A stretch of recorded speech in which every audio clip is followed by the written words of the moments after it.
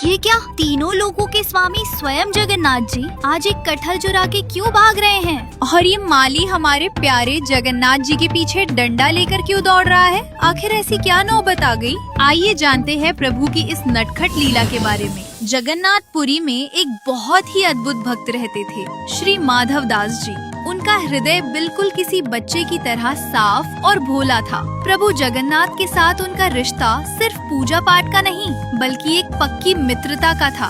ये अपनापन इतना गहरा था कि अक्सर भगवान खुद छोटा बच्चा बनकर उनके पास आ जाते और दोनों सखाओं की तरह घंटों खेला करते थे। इसी प्यार के हक से माधव दास जी प्रभु को डांट भी देते और प्रभु भी हंसते हंसते उनकी हर बात मान लेते थे। एक बार प्रभु जगन्नाथ अपने सिंहासन पर बैठे थे, लेकिन चेहरे पर उदासी छाई हुई थी। जब माधव दास जी दर्शन करने आए तो उनसे रहा नहीं गया। उन्होंने पूछा, जय जगन्नाथ प्रभु, आज चेहरा इतना क्यों उतरा हुआ है? क्या कोई संकट है? जगन्नाथ जी ने मुंह बनाकर कहा, माधव, यहाँ हमारा मन नहीं लग रहा। माधव दास जी हैरान रह गए। जी नहीं लग रहा? प्रभु, यहाँ तो राजसी ठाट बाट है, 56 भोग मिलते हैं, फिर क्या कमी है? प्रभु बोले, अरे सब कुछ है, पर वो आनंद नहीं आ रहा। हमें अपनी वृंदावन वाली शरारतें याद आ रही हैं। यहाँ तो बस सीधे बनकर बैठे रहो। माधव दास जी ने पूछा, तो आप क्या करना चाहते हैं? प्रभु धीरे से फुसफुसाए, चोरी, हमें चोरी करनी है। बड़ा मन मचल रहा है कुछ चुरा कर खाने का। माधव दास जी घबरा गए। अरे धीरे बोलिए, दुनिया आपको जगन्नाथ कहती है, यानी सबका पालनहार, और आप चोरी करने की सोच रहे हैं। इस पर नटखट प्रभु ने बड़ी मासूमियत से जवाब दिया, अरे माधव, नाम भले ही जगन्नाथ हो गया हो, पर अपनी पुरानी आदतें कैसे छोड़ दूं? मेरा स्वभाव तो वही माखन चोर वाला है, बस इसीलिए आज हाथ की सफाई दिखाने का मन है। माधव दास जी ने हंसकर कहा, तो फिर जाइए ना प्रभु, किसने रोका है, कराइए चोरी। ठाकुर जी बोले, अरे वो तो ठीक है, पर अकेले चोरी करने में वो आनंद नहीं आता। साथ में एक दो जोड़ीदार हों तो असली सुख मिलता है। माधव दास जी बोले, तो बगल में आपके भाई बलभद्र जी और बहन सुभद्रा जी हैं, उनको साथ ले लीजिए। ये सुनते ही नन्हे जगन्नाथ जी ने कान पकड़ लिए। बोले, रहने दो, अगर उन्हें ले जाना है तो फिर हम ऐसे ही ठीक हैं, नहीं करनी चोरी। माधव दास जी ने पूछा, अरे ऐसा क्यों? तब जगन्नाथ जी बोले, अगर उनको लेकर जाऊंगा तो एक तो मैं खुद को संभाल नहीं पाता, उन्हें कैसे संभालूंगा? और बलराम भैया का क्रोध तो तुम जानते ही हो, अगर चोरी में पकड़े गए तो मेरी खैर नहीं। और अगर मैंने दाऊ भैया से कह भी दिया कि चोरी करने चलना है, तो पहले तो वो मुझे ही डांटेंगे कि तुम्हें शर्म नहीं आती, दुनिया पूजा करती है और तुम चोर बनोगे। और अगर मान भी गए तो वो ठहरे मर्यादा वाले देव, वो पूरे शहर में ऐलान कर देंगे कि सुनो सब लोग, मेरा छोटा भाई आ रहा है, उसके लिए चोरी का इंतजाम कर दो। अब बताओ माधव, जब सब लोग खुद ही सामान दे देंगे तो चोरी का मजा क्या खाक आएगा? भैया के डर से तो कोई मुझे डांटेगा भी नहीं, इसलिए तुम ही सबसे सही हो, तुम ही मेरे साथी बनोगे।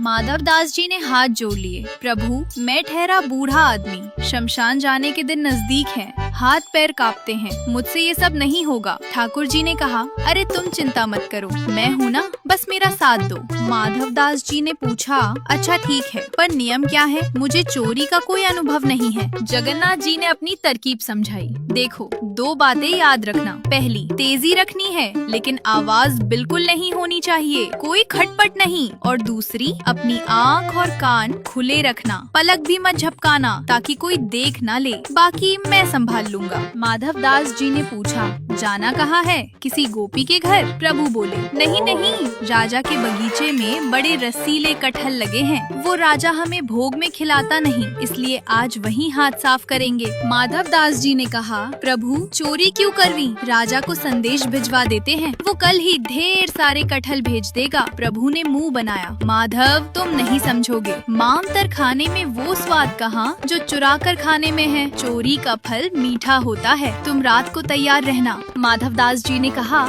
ठीक है, मुख्य सिंह द्वार पर मिले। प्रभु बोले, अरे नहीं, वहाँ तो रात भर कीर्तन चलता है, पकड़े जाएंगे, तुम दक्षिण द्वार पर चुपचाप खड़े रहना। रात हुई, दक्षिण द्वार पर माधव दास जी इंतजार कर रहे थे। तभी ठाकुर जी आए, एकदम दबे पांव, काले कपड़े ऐसे ओढ़े थे कि अंधेरे में सिर्फ उनकी दो बड़ी बड़ी आंखें चमक रही थी। माधव दास जी प्रभु के साथ चुपचाप कदम मिलाकर चल पड़े अपने अभियान पर। जैसे ही वे राजा के बगीचे में घुसे, माधव दास जी ने जोर से पूछा, प्रभु, कटहल का पेड़ कहाँ है? जगन्नाथ जी ने दांत पीसते हुए कहा, "श्श, धीरे बोलो, वो ठीक सामने है। पेड़ के पास पहुंचकर जगन्नाथ जी बोले, चलो अब चढ़ाई करनी होगी। माधव दास जी ने फिर अपनी तेज आवाज में पूछा, कौन से पेड़ पर चढ़ूं? तभी बगीचे के माली की नींद खुल गई। वो लाठी लेकर चिल्लाया, कौन है वहाँ? रुको, मैं बताता हूँ किस पर चढ़ना है। जगन्नाथ जी घबरा गए और तुरंत माधव दास जी को खींचकर एक झाड़ी के पीछे ले जाकर छिप गए। उन्होंने फुसफुसाते हुए कहा, क्या तुम मुझे मरवाओगे? मैंने तुमसे कहा था शोर मत करना।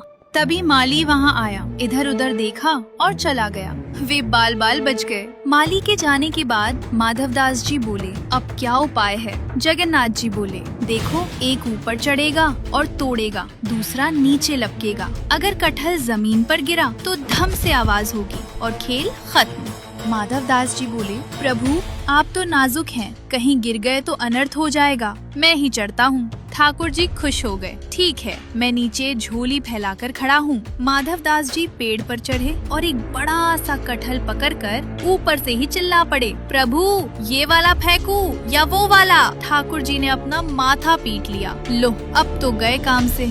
आवाज सुनते ही माली फिर आ गया। अच्छा, तो तुम यहाँ हो? अब माली को अपनी तरफ आता देख हमारे नटखट ठाकुर जी ने आव देखा न ताव वहाँ से रफू चक्कर हो गए। ऊपर से माधव दास जी ने कटहल छोड़ा, नीचे कोई पकड़ने वाला तो था नहीं। जोर से आवाज आई, धम। माधव दास जी बोले, अरे प्रभु पकड़ा नहीं क्या? नीचे से माली कड़क कर बोला, मैं पकड़ूंगा तुझे, नीचे आ जरा। माधव दास जी नीचे उतरे तो देखा भगवान गायब। माली ने उन्हें धर दबोचा, 2-4 डंडे भी रसीद किए और पेड़ से बांध दिया। माधव दास जी बेचारे इधर उधर देख रहे थे कि मेरा साथी कहाँ गया, पर वो तो तब तक मंदिर में जाकर सो चुके थे।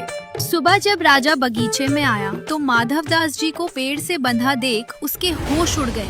वो दौड़कर चरणों में गिर पड़ा। अरे गुरुदेव, ये क्या अनर्थ हो गया? आप और चोरी? माली ने सफाई दी, महाराज ये रात को कटहल चुरा रहे थे। राजा की आंखों में आंसू आ गए। भगवान, आपको इच्छा थी तो हुक्म देते, मैं कटहल भिजवा देता, चोरी करने की क्या जरूरत थी? तब माधव दास जी ने मुस्कुराते हुए कहा, राजन मुझे देखकर लगता है कि मैं कटहल चुराऊंगा। अरे पुरी में सबसे बड़ा चटोरा कौन है? वही तुम्हारा सावरा। उसकी इच्छा थी चोरी करने की, मुझे पेड़ पर चढ़ाया और खुद भाग गया।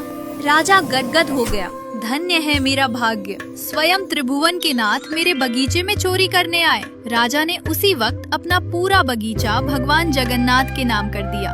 माधव दास जी को तुरंत बड़े सम्मान के साथ बंधन से मुक्त किया गया। रात भर पेड़ से बंधे रहने और माली के 2-4 डंडों की प्रसादी पाने से उनका बूढ़ा शरीर टूट रहा था, लेकिन मन ही मन वो अपने नटखट सखा की इस लीला पर मुस्कुरा रहे थे कि वाह रे ठाकुर, मुझे फंसाकर खुद कैसे रफू चक्कर हो गए। राजा से विदा लेकर अपनी रात भर की थकान मिटाने और नित्य स्नान के लिए माधव दास जी पुरी के समुद्र तट की ओर चल पड़े। स्नान के बाद समुद्र किनारे जब दोनों मिले तो माधव दास जी ने हंसते हुए पूछा, कहो सरकार, तुम्हारी चोरी करने की इच्छा पूरी हो गई? हाथ तो एक कटहल भी नहीं लगा। जगन्नाथ जी ने मायूस होकर पूछा, अब क्या करे माधव? माधव दास जी ने प्रेम से कहा, अरे चिंता क्यों करते हो, तुम तो भाग गए, लेकिन हमें देखो, पूरी रात बंद कर रहे, मार खाई, पर बदले में वो पूरा बगीचा तुम्हारे नाम करवा के आ रहे हैं। अब जाओ और जी भरकर कटहल खाओ। इस पर ठाकुर जी ने भोला सा मुंह बनाकर कहा, पर माधव, ऐसे मांगकर खाने में वो सुख थोड़ी ना मिलेगा। मेरी चोरी करने की इच्छा तो अधूरी ही रह गई। ये सुनते ही माधव दास जी ने घबराकर हाथ जोड़ लिए। अब क्या, फिर से चोरी? नहीं नहीं प्रभु, मुझे क्षमा करना। अब जब तुम्हारा मन करे तुम खुद देख लेना, बस मुझसे फिर से साथी बनने के लिए मत कहना।